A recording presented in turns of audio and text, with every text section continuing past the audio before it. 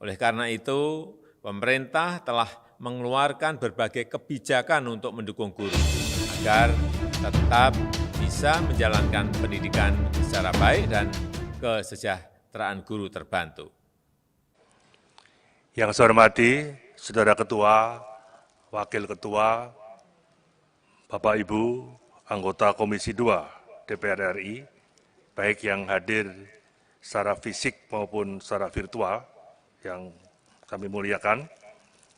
Yang saya hormati, Bapak Mendagri, Bapak Wakil Menteri Hukum dan HAM, Bapak Dirjen Anggaran yang mewakili Ibu Menteri Keuangan, dan para teman-teman pejabat dari Eselon 1, Kemendagri, Menpan RB, dan Kementerian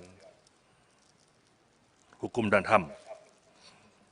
Yang pertama, kami menyampaikan terima kasih atas usul inisiatif yang disampaikan oleh DPR melalui Komisi 2, yang tadi poin-poin usulan inisiatif DPR RI terkait perubahan Undang-Undang Nomor 5 Tahun 2014 tentang ASN sudah disampaikan oleh yang terhormat Saudara Wakil Ketua Komisi 2. Yang kedua, kami menyampaikan bahwa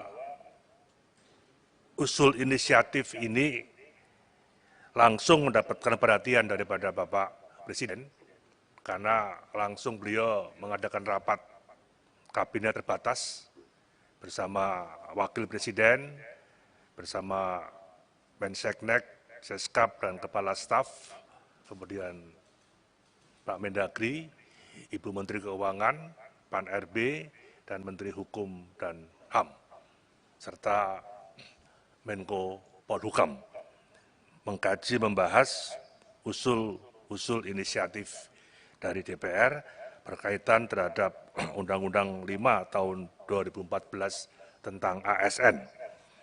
Karena ini menyangkut visi misi daripada Bapak Presiden Jokowi dan Wakil Presiden Pak Ma'ruf Amin terkait reformasi birokrasi, maka ada atensi daripada Bapak Presiden dan menugaskan kepada kita semua untuk mengikuti pembahasan dengan DPR, khususnya di Komisi 2.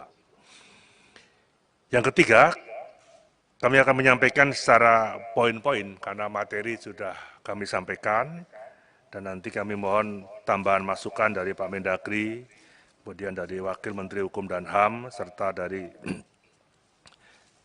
Menteri Keuangan, ada hal yang mungkin perlu ditambahkan secara umum. Yang pertama, berkaitan dengan kelima hal ini, dengan segala hormat kami mengapresiasi pada DPR, khususnya Komisi 2, yang menyerap aspirasi-aspirasi yang berkembang di masyarakat, khususnya ya lingkungan ASN maupun P3K, yang berkaitan dengan penetapan dan kebutuhan PNS, kesejahteraan P3K, pengurangan ASN, pengangkatan honorer, dan sebagainya. Secara umum, tadi yang disampaikan oleh yang terhormat Pak Wakil Ketua Komisi 2, kami bisa memahami hal-hal 5 poin yang menjadi acuan sebagai usul inisiatif dari DPR. Hanya dengan segala permohonan maaf, pandangan singkat sementara dari pemerintah dari kelima poin tadi mungkin bisa salah, nanti kami juga minta tambahan masukan dari yang terhormat Ketua dan Bapak Ibu sekalian Komisi 2. Poin yang berkaitan dengan penetapan kebutuhan PNS, yang berkaitan dengan kesejahteraan P3K, yang berkaitan dengan pengurangan ASN, yang berkaitan dengan pengangkatan honorer, dari pandangan pemerintah secara umum bisa kami simpulkan bahwa 4 poin ini merupakan domain daripada pemerintah, yang ini bisa secara dinamis mengikuti perkembangan yang ada. Hanya secara prinsip kami ingin menyampaikan bahwa pemerintah masih terus berupaya untuk menindaklanjuti amanat Undang-Undang Nomor 5 Tahun 2014 tentang ASN yang berkaitan dengan PP 11 Tahun 2017, Yungto Nomor 17 Tahun 2020 tentang manajemen PNS, dan PP Nomor 49 Tahun 2018 tentang manajemen P3K, dan peraturan pelaksanaan lain dalam rangka mewujudkan sistem merit. Kemudian, upaya untuk menerapkan Undang-Undang Nomor 5 Tahun 2014 tentang ASN sangat dibutuhkan pemerintah dalam rangka untuk mewujudkan visi misi Indonesia Maju yang fokus pada 5 skala prioritas kerja pemerintah, khususnya reformasi birokrasi. Yang ketiga, dengan adanya pandemi COVID, saya kira birokrasi perlu ada perubahan agar lebih fleksibel, karenanya dipandang perlu penguatan merit system, khususnya sistem kerja dalam tatanan kenormalan baru. Pandangan pemerintah yang pertama, usul inisiatif DPR berkaitan dengan masalah KSN, pengalihan tugas, fungsi, dan wewenang pengawasan sistem merit dari KSN kepada kementerian, secara prinsip nanti bisa kita bahas secara detail dalam pansus maupun panja, karena pada prinsipnya langkah strategis dan skala prioritas yang perlu dilakukan saat ini dalam rangka optimalnya pengawasan sistem merit manajemen ASN adalah memberikan penguatan fungsi dan peran yang berkaitan untuk melakukan evaluasi kinerja KSN, kemudian melakukan evaluasi sistem merit yang dikaitkan dengan kebutuhan dan dinamika organisasi serta dampak anggarannya. Jadi kami memahami usul inisiatif yang terhormat dari DPR dan nanti akan bisa kita perdalam kembali di dalam pembahasan selanjutnya. Berkaitan dengan penetapan kebutuhan PNS, saya kira hal ini sudah ditetapkan dalam pengaturan teknis, sehingga menurut pandangan pemerintah tidak perlu diatur di dalam undang-undang, di mana setiap instansi pemerintah akan ditunda pengadaan CPNS-nya, dan jika tidak melengkapi kriteria yang dipersyaratkan, bahkan secara nasional, pengadaan dapat ditunda karena kondisi tertentu. Misal tahun 2020 tidak diadakan lagi rekrutmen, tetapi tahun 2021 mudah-mudahan akan dilaksanakan, dan prinsipnya sesuai kebutuhan kementerian, lembaga, instansi maupun pemerintah daerah, bukan keinginan yang selama ini ada sehingga membengkak dalam hal termasuk juga mencermati gelagat perkembangan dan dinamika selama tahun 2020 adanya pandemi COVID ini, yang ada kebijakan kerja kedinasan di rumah dan kerja kedinasan di kantor, yang saya kira nanti dari Kementerian Keuangan juga akan menjelaskan efektivitas dan efisiensi yang ada. Berkaitan dengan kesejahteraan P3K, pemerintah telah menerbitkan PP Nomor 49 Tahun 2018 tentang manajemen P3K yang telah mengatur mekanisme pemberian tabungan hari tua dan fasilitas bagi P3K melalui lembaga pengelola pensiun sesuai dengan peraturan perundang-undangan. Dalam kerangka Undang-Undang Nomor 5 Tahun 2014, khususnya terkait dengan pemberian jaminan pensiun, pemerintah akan melakukan reformasi sistem pensiun berdasarkan iuran pasti. Secara singkat nanti dari Kementerian Keuangan akan menjelaskan, sebenarnya pada awal bulan Januari 2020 sudah ada inisiatif mengadakan rapat Ibu Menteri Keuangan yang mengundang Pak Mendagri, mengundang kami juga untuk membahas secara detail ini. Tapi kemudian ada pandemi COVID sehingga konsentrasi anggaran memang akhirnya ditujukan untuk infrastruktur kesehatan dan bantuan-bantuan sosial, sehingga ini belum sempat dibahas secara tuntas. Yang keempat berkaitan dengan pengurangan PNS dan P3K sebagai akibat perampingan organisasi yang menyebabkan pensiun dini secara massal. Pemerintah berkonsultasi dengan DPR berdasarkan pada evaluasi dan perencanaan pegawai. Pandangan pemerintah secara prinsip bahwa kebijakan perampingan organisasi itu merupakan salah satu prerogatif Presiden. Dan menurut PP 11 tahun 2017 tentang manajemen PNS, dalam hal terjadi perampingan organisasi atau kebijakan pemerintah yang mengakibatkan kelebihan PNS, maka PNS tersebut terlebih dahulu disalurkan pada instansi pemerintah lainnya.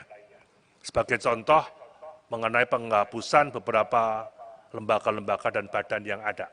Itu sebelum kita putuskan untuk dihapuskan atau diintegrasikan dengan kementerian, kami sudah membahas dengan Kementerian Keuangan, sudah membahas dengan BKN, dalam kaitan anggaran, dalam kaitan mau disalurkan kemana. Dan secara prinsip dari 17 lembaga badan yang sudah dihapuskan atas dasar keputusan Presiden ini tidak menjadi masalah prinsip.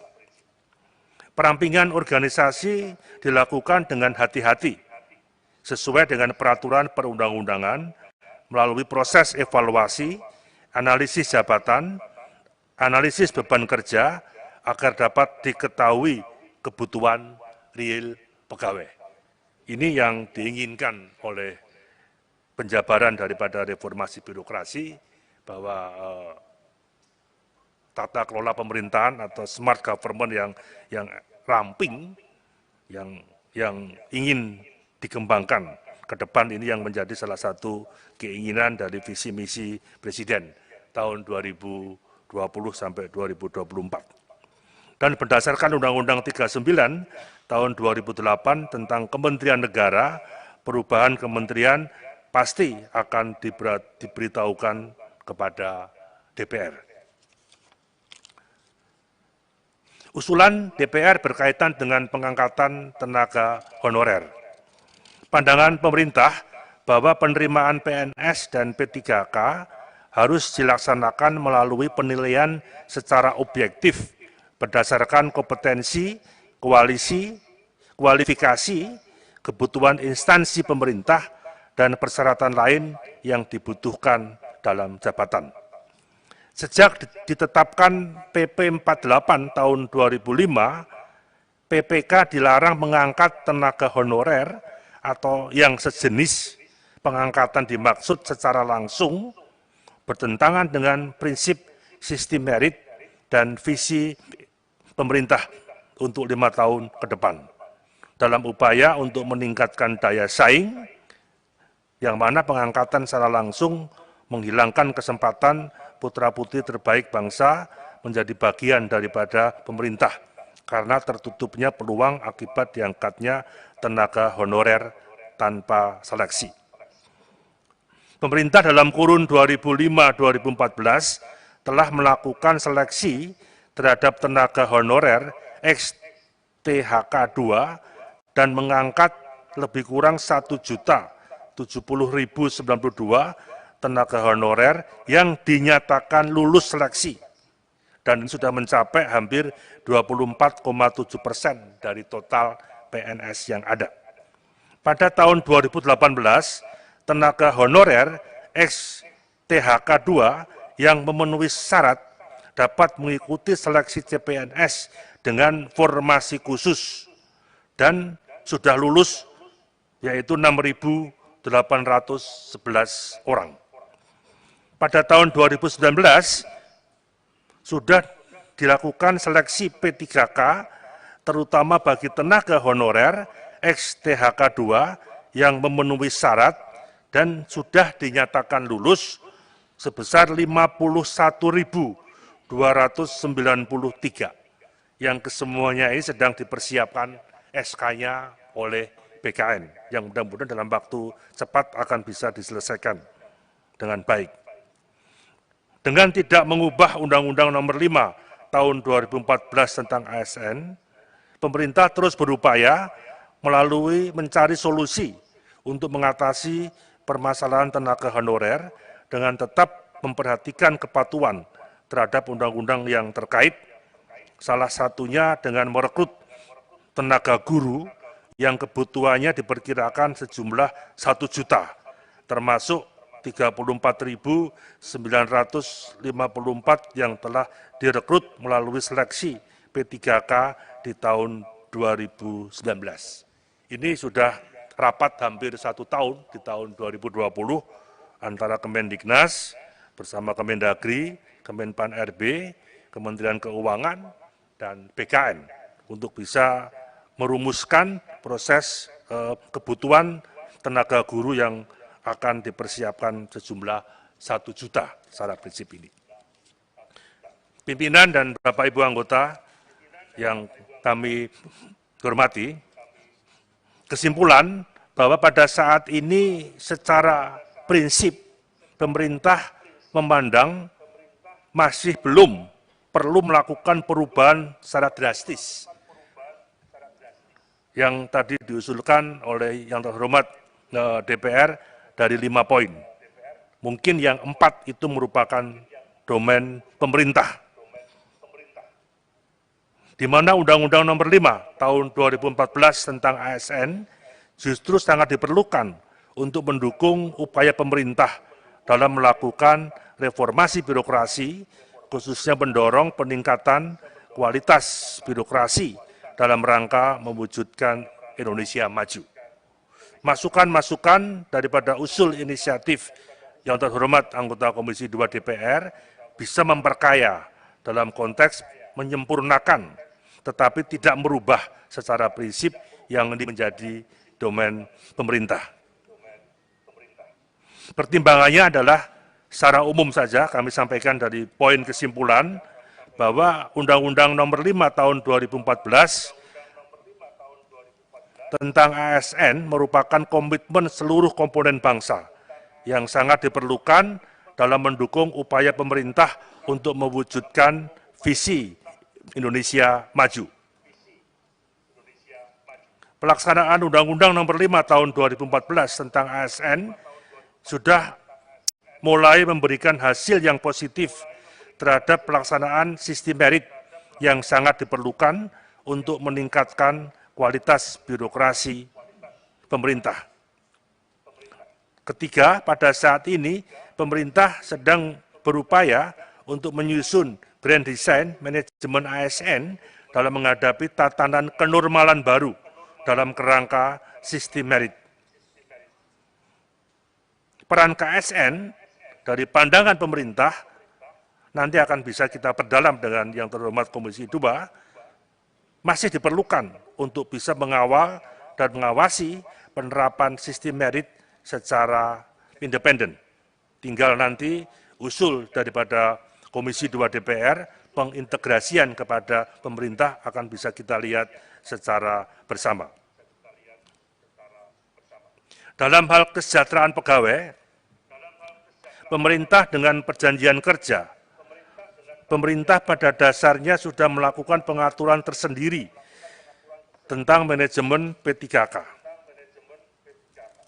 Terkait penyelesaian tenaga honorer, tidak perlu dimasukkan ke dalam undang-undang, menurut pandangan pemerintah, karena pada saat ini pemerintah terus berupaya melakukan penyelesaian melalui skema P3K.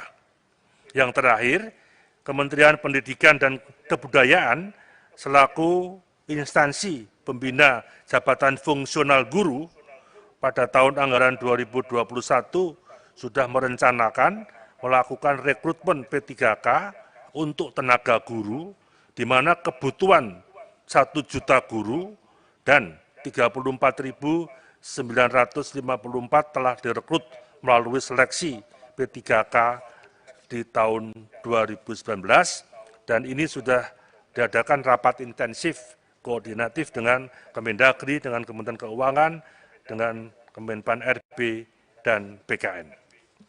Demikian, Saudara Ketua, Wakil Ketua, dan Bapak Ibu, anggota Komisi 2 DPR RI yang kami hormati, pandangan pemerintah poin per poin atas usulan rancangan undang-undang berkaitan dengan perubahan Undang-Undang Nomor 5 Tahun 2014 tentang ASN. Dan mohon untuk bisa diizinkan, sebelum kami mengembalikan kepada Ketua, untuk mungkin ada tambahan-tambahan masukan dari Bapak Mendagri, dari Wakil Menteri Hukum dan HAM, dan dari Kementerian Keuangan oleh Dirjen Anggaran. Mohon izin, Ketua.